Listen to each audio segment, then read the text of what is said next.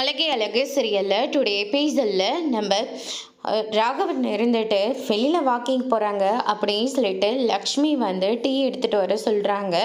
நம்ம மதியம் எடுத்துகிட்டு வந்து கொடுத்துட்ருக்காங்க. அதுக்கு அடுத்ததான் வந்து பார்த்திங்கன்னா ராகவன் இருந்துட்டு எங்கே இன்னும் பாக்கியராஜை காணோம் அப்படின்னு சொல்லிட்டு கேட்கவும் பாக்கியராஜும் வராரு. வந்த உடனே கார் சவையெல்லாம் எடுத்துக்கிட்டியா, காரெல்லாம் வந்துக்கிட்டு தான் இருக்கா அப்படின்னு சொல்லிட்டு கேட்கவும் கேப் புக் பண்ணிட்டோம்மா, அதனால் கேப் வந்துடுச்சு, நான் கிளம்புறேன், இருங்க காஃபி எடுத்துகிட்டு வரேன், காஃபி குடிச்சிட்டு போங்க அப்படின்ற மாதிரி மலர் வந்து சொன்ன உடனே இல்லை வேண்டாம் மலர், நான் போயிட்டு வந்து பார்த்துக்கிறேன் அப்படின்னு சொல்லிட்டு அவர் பாட்டு கிளம்பி போயிட்டாரு. அதுக்கடுத்து தான் வந்து பார்த்தீங்கன்னா எங்கே இன்னைக்கு அவங்க சின்ன மருமகளை காணும் அப்படின்னு சொல்லிட்டு கேட்கவும் அவளா இன்னும் ஆளக்கணுங்க ஏதோ ஜாகிங் போகிறேன் அது இதுன்னு சொல்லி நம்மளை வெறுப்பேற்றிக்கிட்டு இருந்தா இப்போ தான் அவளால் முடியல போல இருக்கு, இன்னும் எந்திரிச்சு வராமல் இருக்கா அப்படின்ற மாதிரி சொல்லிட்டு அவர் பாட்டுக்கு நான் ஜாகிங் போகிறேன் அப்படின்னு சொல்லிட்டு கிளம்புறாரு. எங்கள் வீட்டுக்கு வேற ஆளுங்க வராங்கன்னு சொல்லி ஆமாம் இல்லை வீட்டுக்கு வேற ஆளுங்க வராங்க மலர், 3 பேர் எக்ஸ்ட்ரா வராங்க, அதுக்கேற்ற மாதிரி சமையல் ஏற்பாடெல்லாம் பார்த்துக்கோ, அது உங்கள் கிளம்புற வரைக்கும் சாப்பாட்டில் மட்டும் எந்த குறையும் வந்துடக்கூடாது அப்படின்ற மாதிரியும் சொல்லிடுறாங்க. பார்த்துக்கலாமாம்மா 3 பேர் தானே அப்படின்னு சொல்லிட்டு நம்ம மலர் வந்து சொல்லிடுறாங்க. அதுக்கடுத்து தான் வந்து பார்த்திங்கன்னா லக்ஷ்மி இருந்துட்டு என்ன மதியம் இன்னும் காணும், உங்கள் மாமா சொன்ன மாதிரி நம்மளை வெறுப்பேற்றுறதுக்கோசம் 2 நாள் ஜாகிங் போகிறோம் அது இதுன்னு சொல்லிகிட்டு இருந்தா இன்னைக்கு எந்திரிச்சே வரல பாரு ரூமில் இருந்து அப்படின்ற மாதிரி சொல்லிகிட்டு இருக்காங்க. அதுக்கு அடுத்ததான் மதியம் இருந்துட்டு ரொம்பவே அழகாக சுடிதாரோடு வரேங்க. என்ன ஜாகிங் போலையா, ஓ ஜாகிங் போகிறதுக்காக தான் வந்திருக்கியா, உனக்கு 100 வயசு தான், ஆமாம் ஏதோ அடக்க உடக்கமாக ட்ரெஸ் எல்லாம் போட்டுட்டு வந்திருக்கேன் பரவாயில்லையே அப்படின்ற மாதிரி சொல்லிகிட்டு இருக்காங்க. மதி எதுவுமே பேசாமல் அவங்க பாட்டு கிச்சனுக்கு போயிடுறாங்க. மலர் இருந்துட்டு என்னாச்சு ஏன் ஜாகிங் போலியா, இல்லைக்கா போல அப்படின்ற மாதிரி சொல்கிறாங்க. இன்னைக்கு வீட்டுக்கு கெஸ்டெல்லாம் வராங்கல்ல, நீங்கள் தனியாக இருந்து கஷ்டப்படுவீங்க, எதுக்காக நான் வேற போயிட்டு நீங்கள் தனியாக இருக்குவீங்களா, அதெல்லாம் நான் பார்த்துக்கிறேன், நீ முதல்ல ஜாகிங் கிளம்ப போ, பரவாயில்லக்கா இருக்கட்டும் அப்படின்ற மாதிரி சொல்லிடுறாங்க. சரி நான் உனக்கு காஃபி எடுத்துகிட்டு வரட்டுமா அப்படின்ற மாதிரி சொன்ன உடனே நீ காஃபியெல்லாம் குடிக்கிறதுல இல்லை, சரி விடு அக்கா நான் என்ன வேலை செய்யணும்னு மட்டும் சொல்லுங்கள், வேலை செய்யணுமா நான் பார்த்துக்கிறேன்டா நீ கிளம்பு அப்படின்ற மாதிரி சொல்கிறாங்க.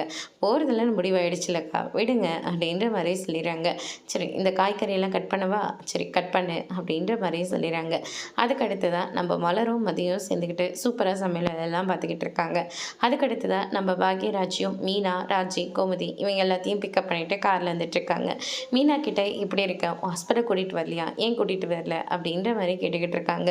இவர் தான் என் ஹஸ்பண்டு, இவர் தான் என் ஹஸ்பண்டுன்னு சொல்லிட்டு எல்லா சொந்தக்கார வீட்டுக்காக போயிட்டு நான் கூட்டிகிட்டு போய் காமிச்சிட்டு வரணுமா, வேணா நீங்கள் குடிக்கே வாங்க அப்படின்ற மாதிரி நம்ம மீனா வந்து சொல்லிகிட்டு இருக்காங்க.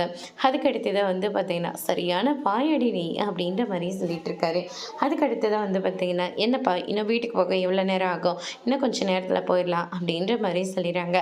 அதுக்கடுத்து தான் வந்து பார்த்திங்கன்னா வீட்டுக்கும் போயிடுறாங்க. லக்ஷ்மி வந்து எல்லாரையும் உள்ளே வரவேற்றுருக்காங்க. அதுக்கடுத்து தான் மீனா இருந்துட்டு இவங்க தான் என்னுடைய அத்தை அப்படின்ற மாதிரி அவங்க வீட்டில் இருக்கிற மொத்த பேரையும் வந்து இன்ட்ரடியூஸ் பண்ணி வச்சிட்ருக்காங்க. அந்த கேப்பில் நம்ம மலர் இருந்துட்டு மீனா ஏதோ உங்கள் அத்தையை ஊரில் இருந்து கூட்டிகிட்டு வரதா சொன்னாங்க, உங்கள் அத்தை வரலையா அப்படின்னு சொல்லிட்டு கேட்கவும் எங்கள் அத்தை கூட வந்திருக்காங்களே ஏதோ அவங்க தான் என்னுடைய அத்தை அப்படின்ற மாதிரி சொல்லிடுறாங்க. இதை கேட்டோன்னே மொத்த பேரும் வந்து ஷாக் ஆகுறாங்க.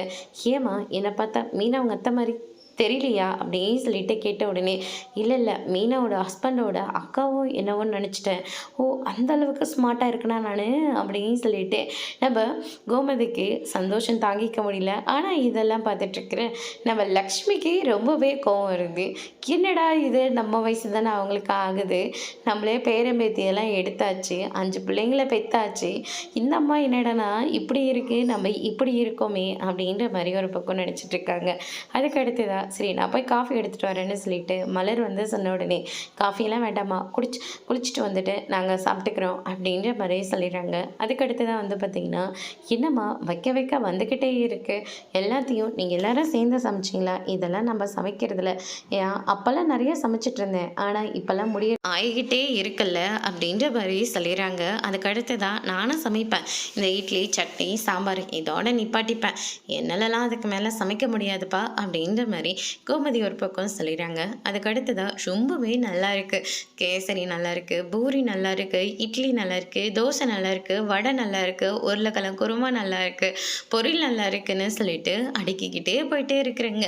அதுக்கு அடுத்ததாக வேலைக்கு டைம் ஆச்சுன்னு சொல்லி ஒவ்வொருத்தராக கிளம்ப ஆரம்பிக்கிறாங்க. போகிறதுக்குள்ளேயே ஒரு பாடம் இருக்குது. என்னென்னு பார்த்தீங்கன்னா, நம்ம பாக்கியராஜை வந்து ராஜ்ய பிக்கப் பண்ண சொல்கிறாங்க, சுரேஷை வந்து மதி கூட்டிகிட்டு போகிறதா சொல்கிறாங்க, மீனாவை ராகவன் வந்து கூட்டிகிட்டு போகிறதா சொல்லிடுறாங்க. அதோட இன்னைக்கான எபிசோட் முடிச்சிருக்காங்க. இனி அழகே அழகு சரியல்ல அடுத்தடுத்து என்னெல்லாம் நடக்க போகுதுன்றதை வெயிட் பண்ணி பார்க்கலாம். தேங்க்யூ.